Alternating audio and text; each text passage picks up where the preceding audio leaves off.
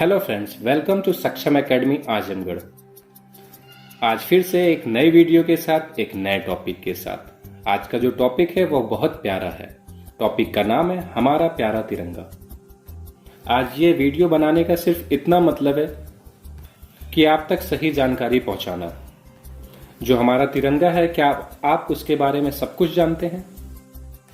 इस छोटे से वीडियो में लगभग सब कुछ कवर किया है मैंने, तो आइए स्टार्ट करते हैं। पहले तो जानते हैं कि इस वीडियो में क्या क्या कवर हुआ है। जैसे कि झंडा सबसे पहले कहाँ फहराया गया, झंडा बनता कहाँ है, झंडे का साइज क्या है, झंडे का कलर क्या है, हर कलर क्या कहता है, झंडा कहाँ कहाँ लगाया जा सकता है, झंडा कौन कौन लगा सकता है, कौन कौन फहरा सकता है, झंडे को लगाने का तरीका क्या होता है, झंडे को फोल्ड करने का तरीका क्या होता है।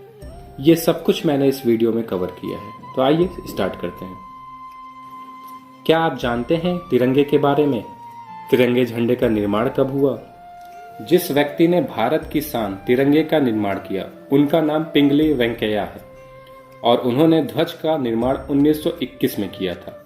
लेकिन इसे बनाना इतना आसान नहीं था। इसे बनाने से पहले उन्होंने 1916 से 1921 तक करीब 30 देशों के राष्ट्रीय ध्वज का अध्ययन किया। उसके बाद जाके अपने तिरंगे का निर्माण किया। भारत के राष्ट्रीय ध्वज के निर्माता कौन है? इस झंडे को पिंगली वेंकैया ने डिजाइन किया था। इसमें 2 रंग थे, लाल रंग हिंदुओं के लिए था और हरा रंग मुस्लिमों के लिए था। बीच में एक चक्र था। बाद में इसमें अन्य धर्मों के लिए सफेद रंग को जोड़ा गया था। क्या आप जानते हैं कि भारत का झंडा पहले कैसा था? नहीं जानते हैं तो आइए जानते हैं। पहला भारतीय झंडा 7 अगस्त 1916 में कलकत्ता के फारसी बंगाल स्क्वायर में फहराया गया था। इस झंडे में हरे, पीले और लाल रंग की 3 पट्टियां थीं। झंडे के बीच की पट्टी में वंदे मातरम लिखा हुआ था। ऊपर वाली पट्टी में 8 कमल के फूल थे और नीचे की पट्टी में सूर्य और चांद का सांकेतिक चिन्ह बना हुआ था। और इसे दूसरी बार पेरिस में फहराया गया था। क्या आप जानते हैं भारत का झंडा कितनी बार बदला गया अब तक? तो आइए जानने की कोशिश करते हैं। आज जो तिरंगा हमारा राष्ट्रीय ध्वज है उसका यह 6वां रूप है, मतलब कि 6 बार बदलाव आ चुके हैं। इस ध्वज की परिकल्पना पिंगली वेंकैया ने की थी। इसे इसके वर्तमान स्वरूप में 22 जुलाई 1947 को आयोजित भारतीय संविधान सभा की बैठक के दौरान अपनाया गया था, जो 15 अगस्त 1947 को अंग्रेजों से भारत की स्वतंत्रता के कुछ ही दिन पहले आयोजित की गई थी। आप फोटो में देख सकते हैं कि कितनी बार चेंजेस हुई थी और क्या क्या झंडे में चेंजेस था। अब जानते हैं कि तिरंगा बनता कहाँ है। क्या आपको पता है तिरंगा झंडा हमारा बनता कहाँ है या इसे कहाँ से बनाया जाता है? हमारा जो तिरंगा है कर्नाटक में हुबली शहर में स्थित कर्नाटक खादी ग्राम उद्योग संयुक्त संघ, इसको इंग्लिश में शॉर्टकट में KKGSS बोला जाता है, तिरंगा यही बनाता है।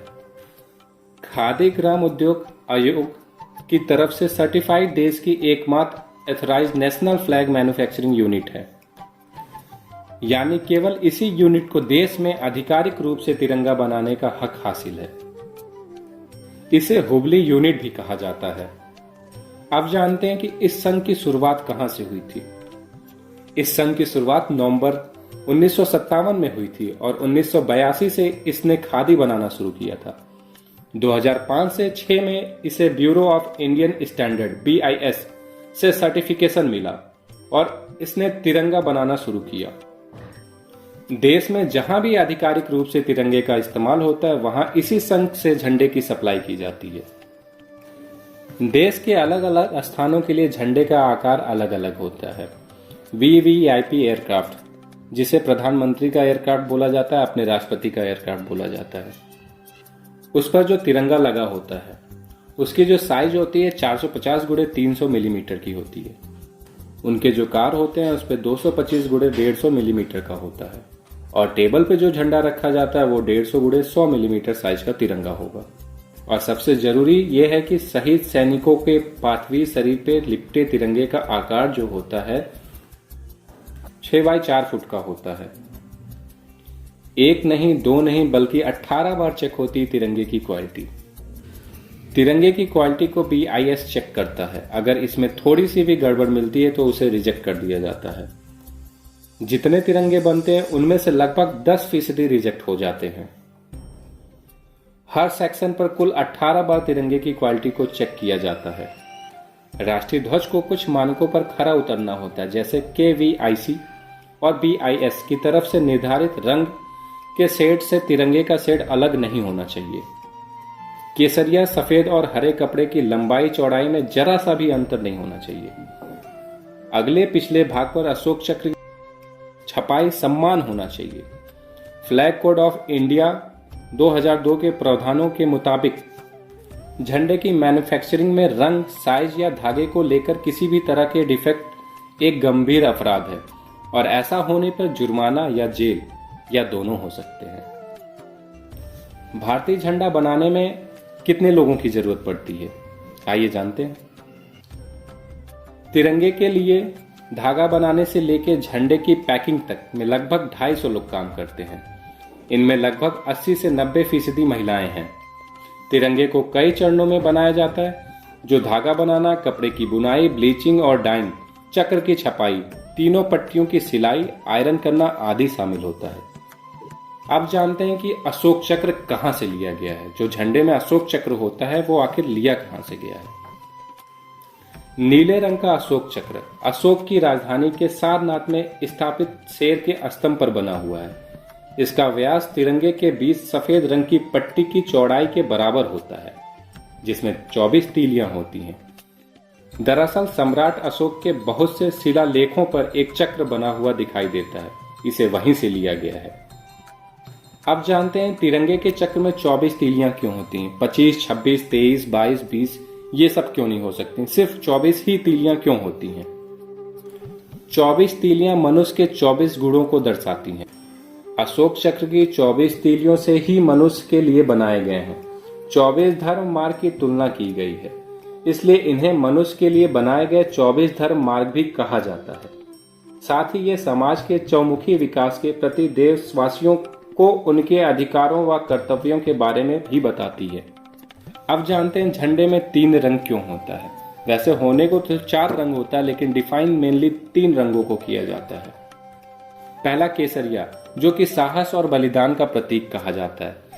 फिर सफेद रंग को शांति और सच्चाई का प्रतीक कहा जाता है, जबकि हरा रंग संपन्नता और प्रतीक का होता है। अब जानते हैं झंडे को सही तरीके से पकड़ने का नियम, या झंडे को सही तरीके से पकड़ते कैसे हैं। ऐसा नहीं कि हम झंडे को किसी भी तरीके से पकड़ सकते, नहीं, उसका एक नियम है। किसी आंदोलन में अगर झंडा का प्रयोग हो रहा है तो झंडे को दाएं हाथ से पकड़ना चाहिए, दायां हाथ ऊपर होना चाहिए और बायां हाथ उसके ठीक नीचे होना चाहिए, जैसा कि आप इमेज में देख सकते हैं। किसी अन्य झंडे के साथ अगर तिरंगा फहराना है तो उस तिरंगे को सबसे ऊपर रखना चाहिए। किसी धर्म का झंडा हुआ तो वह तिरंगे झंडे से नीचे होना चाहिए, ना कि तिरंगा झंडे से ऊपर होना चाहिए। तिरंगा झंडा हमारा हमेशा ऊपर होना चाहिए और हमेशा ऊपर रहेगा। कई देशों के झंडे के साथ अगर तिरंगा झंडा फहराया जा रहा है या लगाया जा रहा है तो अपना तिरंगा झंडा अन्य झंडे के दाएं तरफ होना चाहिए, ना कि बाएं तरफ। हमारा तिरंगा झंडा हमेशा दाएं की तरफ होना चाहिए। झंडे को अगर झुका दिया गया तो इसका मतलब क्या होता है, तो आइए जानते हैं। इसका मतलब यह है कि देश की बहुत बड़ी क्षति हुई है। इसको राष्ट्रीय शोक भी कहा जाता है, जैसे कि राष्ट्रपति का निधन होना, राज्यपाल का निधन होना, प्रधानमंत्री का निधन होना। ऐसे टाइम में हम अपने झंडे को आधा झुका दिया करते हैं।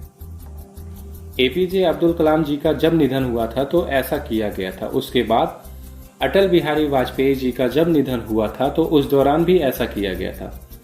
ये हमारे देश के लिए बहुत बड़ा क्षति था। तिरंगा भारत का राष्ट्रीय ध्वज है। तिरंगा भारत की स्वतंत्रता का प्रतीक है। हमारे देश का राष्ट्रीय ध्वज तिरंगा आयताकार है। इसमें 3 रंग हैं, केसरिया, सफेद व हरा। सबसे ऊपर केसरिया रंग होता है जो साहस, वीरता और शौर्य का प्रतीक होता है। मध्यम में सफेद रंग होता है जो शांति, शुद्धता तथा सत्यता का प्रतीक होता है। सबसे नीचे हरा रंग होता है जो सुख, समृद्धि तथा विकास का प्रतीक होता है। ध्वज के मध्यम में नीले रंग का एक चक्र होता है जिसमें 24 तीलियां होती हैं, जिसे अशोक चक्र कहा जाता है। चक्र हमें निरंतर गति से आगे बढ़ने की प्रेरणा देता है। झंडा हाथ से काटे और बुने गए ऊनी सूत, सिल्क या खादी से बना होना चाहिए। झंडे का आकार आयताकार होना चाहिए। इसकी लंबाई और चौड़ाई का अनुपात 3:2 का होना चाहिए। सूर्योदय से सूर्यास्त के बीच ही तिरंगा फहराया जा सकता है। झंडे को कभी भी जमीन पे नहीं रखा जा सकता। झंडे को आधा झुकाकर नहीं फहराया जाएगा, सिवाय उन मौकों पर जब सरकारी इमारतें पर झंडे को आधा झुकाकर फहराने के आदेश जारी किए गए हों। झंडे को कभी पानी में नहीं डुबाया जा सकता। किसी भी तरह फिजिकल डैमेज नहीं पहुंचा सकते। झंडे के किसी भाग को जलाने, नुकसान पहुंचाने के अलावा मौखिक या शाब्दिक तौर पर इसका अपमान करने पे 3 साल तक के जेल या जुर्माना या दोनों हो सकते हैं। तो ध्यान दें, ऐसा कभी भी नहीं करना चाहिए। तिरंगा किसी अधिकारी की गाड़ी पे लगाया जाए तो उसे सामने की ओर बीचों बीच या कार की दाईं ओर लगाया जाए। बाईं ओर नहीं, हमेशा दाईं ओर लगाना चाहिए या बीचों बीच होना चाहिए। जब तिरंगा फहराया जाए तो उसे सम्मानपूर्ण स्थान दिया जाए। उसे ऐसी जगह लगाया जाए जहां से वह स्पष्ट रूप से दिखाई दे। सरकारी भवन पर तिरंगा रविवार और अन्य छुट्टियों के दिनों में सूर्योदय से सूर्यास्त तक फहराया जाता है। विशेष अवसरों पर इसे रात को भी फहराया जा सकता है। तिरंगे को सदा स्फूर्ति से फहराया जाए और धीरे धीरे आदर के साथ उतारा जाए। फहराते और उतारते समय बिगुल बजाया जाता है, तो इस बात का ध्यान रखा जाए कि तिरंगे को बिगुल की आवाज के साथ ही फहराया और उतारा जाए। तिरंगे का प्रदर्शन सभा मंच पर किया जाता है, तो उसे इस प्रकार फहराया जाएगा कि जब वक्ता का मुंह श्रोताओं की ओर हो तो तिरंगा उनके दाहिनी ओर। तिरंगा केवल राष्ट्रीय शोक के अवसर पर ही आधा झुका रहता है। क्या आप जानते हैं तिरंगे को उतार के फोल्ड करने का तरीका या उसको रखने का तरीका? आइए जानते हैं। तिरंगे को हॉरिजॉन्टल रूप में रखें। सफेद पट्टी के नीचे केसर और हरे रंग की पट्टी को मोड़ना सुनिश्चित करें। अब सफेद पट्टी को इस तरह मोड़ें कि केसरिया और हरी पट्टी के संकेत के साथ केवल अशोक चक्र दिखाई दे। मुड़े हुए झंडे को सुरक्षित स्थान पर रखने के लिए हाथों या हथेलियों में ले जाएं। आप इमेज में देख सकते हैं झंडे को मोड़ने का तरीका, फोल्ड करने का तरीका। क्या आपको पता है झंडा सब लोग लगा सकते हैं या सब लोग फहरा सकते हैं? क्या इस चीज की सबको आजादी है? तो पहले इसकी आजादी नहीं थी। 2002 से पहले इसकी आजादी नहीं थी। सिर्फ गणतंत्र दिवस और स्वतंत्रता दिवस के मौके पे ही झंडा लगा सकते थे और फहरा सकते थे। 2002 से पहले 26 जनवरी 2002 को इंडियन फ्लैग कोड में संशोधन किया गया, जिसके बाद अब कोई भी नागरिक किसी भी दिन झंडा फहरा सकता है, लगा सकता है। 2002 के पहले हमें अपने देश का झंडा लगाने का कोई आजादी नहीं था, कोई हक नहीं था कि हम कहीं भी अपने देश का झंडा लगा सके। हमें यह आजादी मिली सन 2002 के बाद, जब फ्लैग कोड 2002 आया। उसके बाद से हमें कुछ आजादी मिली और ये अधिकार दिलाने वाले हैं जिन्होंने केस लड़ा था। उनका नाम है नवीन जिंदल। शायद बहुत कम ही लोग जानते हैं ये चीज, लेकिन हमें ये जानना बहुत जरूरी है। जिसकी वजह से हमें आजादी मिली, कम से कम उनके बारे में जानना बहुत जरूरी है। नवीन जिंदल जब अमेरिका से पढ़ाई करके इंडिया वापस लौटे सन 80 में, तो उन्होंने देखा कि भारत में अपने देश का झंडा फहराने या लगाने का आजादी नहीं है। हमारे आजाद देश में जो सबसे ऊपर आता है हमारा झंडा, उसे हमें लगाने के फहराने की आजादी नहीं है। उन्होंने आने के बाद सबसे पहले अपनी फैक्ट्री पे तिरंगा झंडा लगा दिया। कुछ दिनों के बाद वहां के डीएम साहब आए और उन्होंने कहा कि यह इलीगल है, आप झंडा नहीं लगा सकते हैं। यह चीज जब उनके साथ घटित हुई तो उन्होंने सोचा कि हम आजाद देश में रहते हैं और अपने ही देश का झंडा नहीं लगा सकते, ये क्या बात हुई। तो नवीन जिंदल जी ने केस कर दिया। केस करने के बाद लगभग यह लड़ाई उनको 10 साल तक लड़नी पड़ी। 10 साल लड़ाई चलने के बाद जजमेंट आया 2001 में। लेकिन सन 2002 में एक रूल पास हुआ, यह रूल लाया गया सुप्रीम कोर्ट के द्वारा, जिसमें यह था कि कोई भी हिंदुस्तानी नागरिक अपने देश का झंडा फहरा सकता है, लगा सकता है। उसको हक है, आजादी है अपने देश का झंडा लगाने का। तो नवीन जिंदल का बहुत शुक्रिया, जिसकी वजह से आज हम जो झंडा लगा रहे हैं या फहरा रहे हैं, ये उन्हीं की देन है। अपने देश के प्रधानमंत्री या राष्ट्रपति कभी भी झंडा फहराते हैं, उसके बाद अपना भाषण देना शुरू करते हैं। तो झंडा हमेशा उनके दाहिनी तरफ होगा और वह बाईं तरफ से भाषण देते हैं। ऐसा नहीं कि वह झंडा बाईं तरफ हो, नहीं, झंडा हमेशा दाहिनी तरफ होना चाहिए। जब हमारे देश में दूसरे देश के राष्ट्रपति प्रधानमंत्री आते हैं तो गाड़ी पे झंडा लगा होता है। गाड़ी पर अपने देश का झंडा हमेशा दाहिनी तरफ लगेगा और दूसरे देश का झंडा बाईं तरफ। झंडे के प्रिंट का कपड़ा नहीं पहना जा सकता, अगर पहनते हैं तो भी वो कमर के ऊपर होना चाहिए। झंडा हमेशा सम्मानजनक स्थिति में लगाना चाहिए। गंदा मैला फटा हुआ झंडा को तुरंत सम्मानजनक तरीके से उतार के नया झंडा लगाना चाहिए और उतारा हुआ झंडे को सम्मानजनक तरीके से उसे डिस्पोज करना चाहिए। और अगर कहीं झंडा रात में लगा हुआ है तो उसके लिए प्रॉपर लाइटनिंग होनी चाहिए, वहां झंडा दूर से दिखाई देना चाहिए। तो ये था अपने प्यारे झंडा, प्यारे तिरंगा के बारे में कुछ जानकारी। कुछ क्या, मैंने इस वीडियो में सब कुछ कवर करने की कोशिश की है। और अगर आपको ये वीडियो अच्छी लगी हो तो इसे लाइक करें और शेयर कमेंट करें। Thank you.